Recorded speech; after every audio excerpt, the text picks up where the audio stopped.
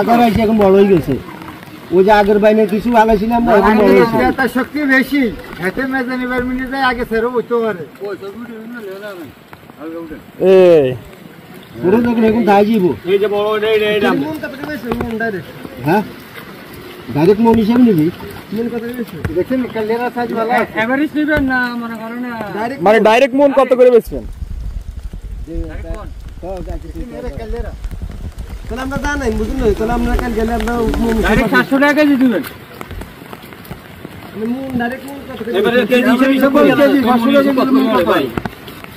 কথা বুঝেন না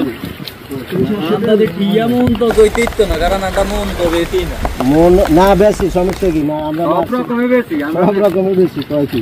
গুড়ি করে মানে আপনার কথা তো আপনার কাছে ঠিক থাকবে গুড়ি করে যেমনি না দাদা 2800 বুঝলেন